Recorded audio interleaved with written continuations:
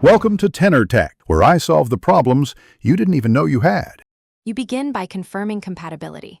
Check model numbers and firmware. Mismatches cause failures.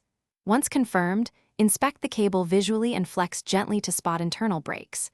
Make sure both devices are powered and set to the correct transfer or link mode. Do not let either sleep. Insert one end fully, then the other. Feel for the click or snug fit so contact is reliable. This immediate action gets the link handshake started and reveals hardware issues early. Once done, navigate both devices to the link or transfer menu and initiate the handshake.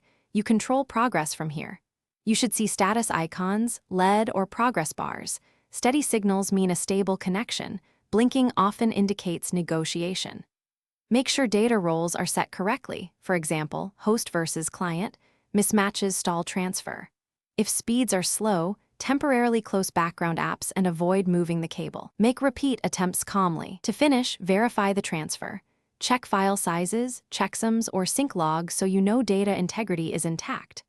Once satisfied, safely disconnect using the device menu to avoid corruption, then power cycle devices to clear temporary states.